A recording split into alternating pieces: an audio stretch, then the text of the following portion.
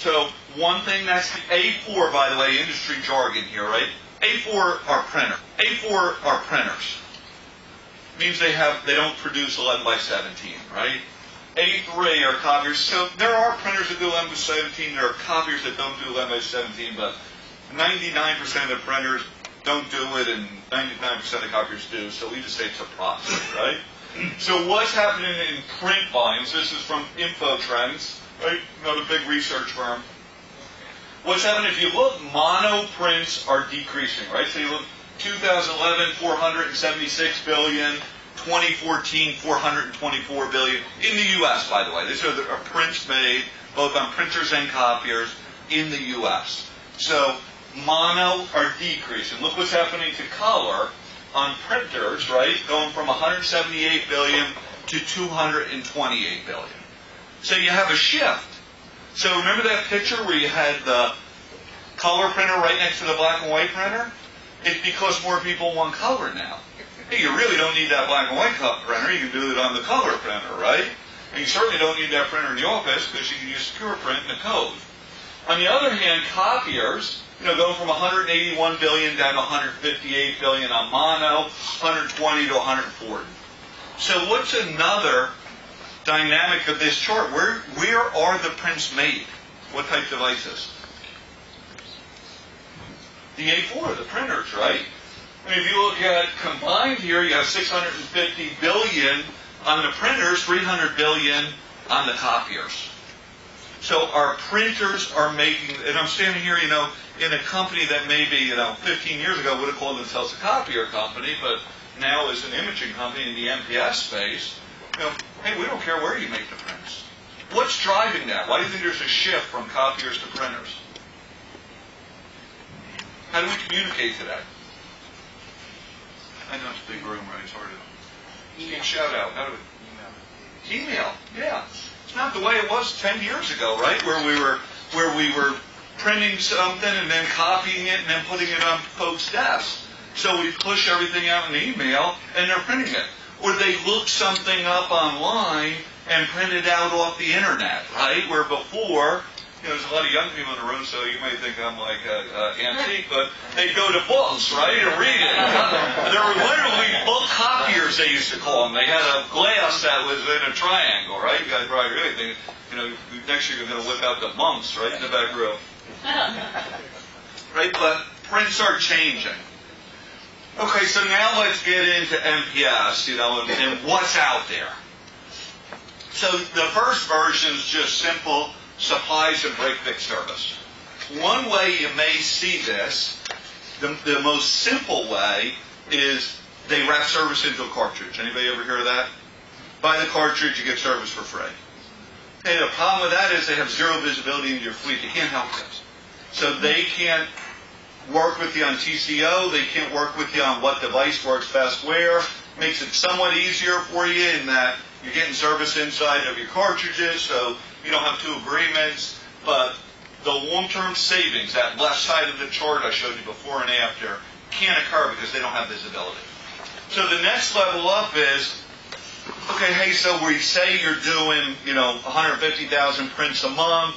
It's going to be $2,500 and we're supplying all your cartridges. Right? Still no visibility. So some other problems, gives you one invoice, one vendor, so it starts to solve some of the problems that we have that we've allowed to leak into our imaging fleet, but doesn't give you the visibility you need, right? So then we go where really I would suggest anybody would start, which is managed print services. So it is a contract based on your monthly output, right? So we manage all your output devices for a monthly investment, 8.9 or higher % of the time. It's no more than you're spending today. So you can outsource it for no more than what it costs you today, right? And in the FM world, that's unusual. Because usually in the FM world, you have 10 employees, you want to outsource them. We take them from you, we mark them up 25% and sell them back to you, but we take the headache off your hands, right? Here we take the headaches off your hand for no additional money.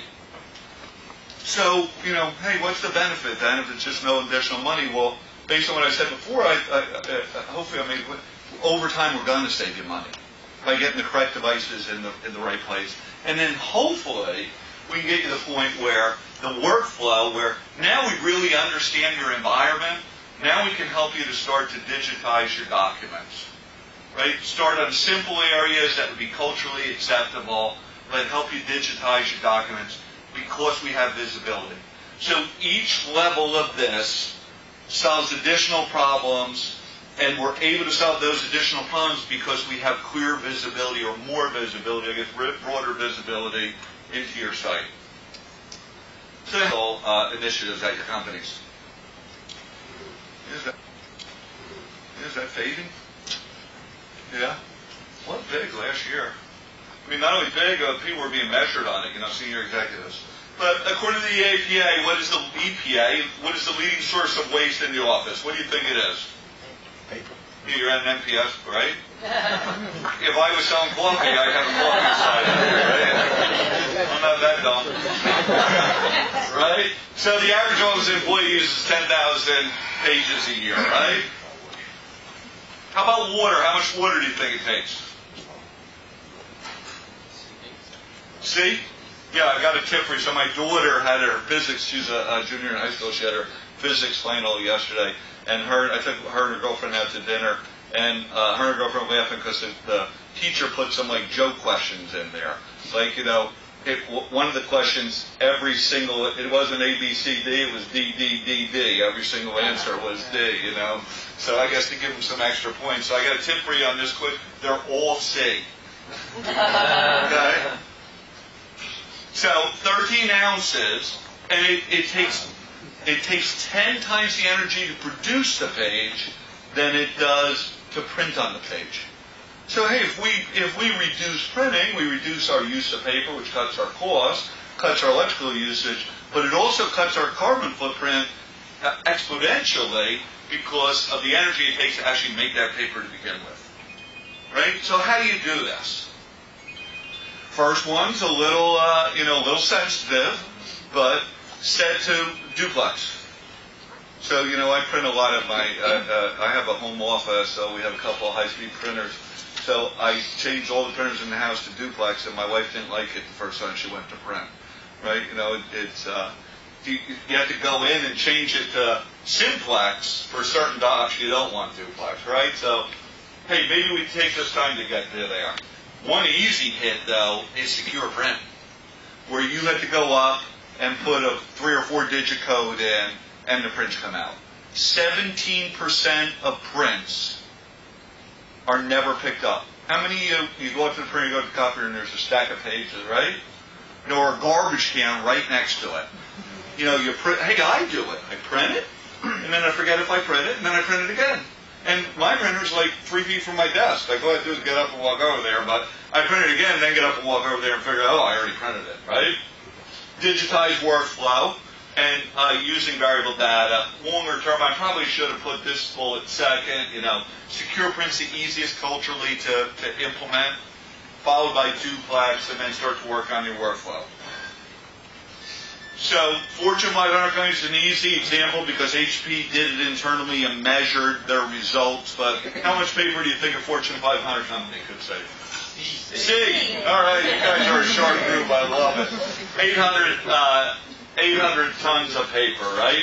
They did it internally. Their CIO got a lot of accolades for it. Like all big companies, he got fired yesterday. Like all big companies, your time comes sooner or later, right? But he got a lot of accolades for that. And by the way, reducing servers and so forth. Did a great job there. CIO job, that's another one-term deal, unfortunately. Typical legacy fleet. I used a small example. So HP has this neat carbon calculator out on the website. Anybody can use it. You can just go out there and search HP carbon calculator. Small fleet, 20 devices. Most folks in here probably have 5 to 10 times this number of devices. Older, right? So HP 5, about 20 years old. 4100's about, 17 years old, 15 years old. 4200 year left. Is this what your environment looks like? This is what lots of environments look like. I was working with a client last week. Folks had HP 2s and 3s in their environment.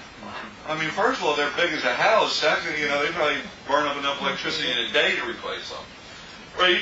We're going to take them all out. We don't. By the way, I'm just using this example. We would never do this. Come and tell you, throw out all your printers and get new ones. I'm just using it as an example. We'll replace them all with new devices, with 40, 15. So we're doing no optimization. It's not like we're making recommendations to go to the right size printers or anything. We're just basically replacing them. And I'm going to layer in various simple options. So first thing is we just replace the devices, right? No other changes. So we reduced our energy usage in half, right, from the old devices to the new devices, and we saved a little money. So energy and paper, CO2. Now, obviously, the only effect here is energy. We're not changing the pages, right? Still same number of prints. We didn't do duplex. We didn't do secure print, right? So paper stays the same at 8,800 pounds, and we save 5%. So unless you're an ecology freak, it's probably not worth it, right? It's only 5% to replace 20 devices. And again, it's not like we would ever recommend that out of the gate. And if we did, we'd optimize if that's what you wanted. Okay, now let's go to the other extreme. We're not quite extreme yet, but let's go with, we're going to set duplexing as our default, and we're going to use secure print. Now our energy gets cut almost in half, right, from 4,300 kilowatts to 2,400 kilowatts. Total energy drops by 40%. Right? Our paper drops by 35%, our paper usage, because we're duplexing and we have secure print. And our cost drops by 40%. Okay, but that may not be palpable to folks, right? Maybe just too much cultural change.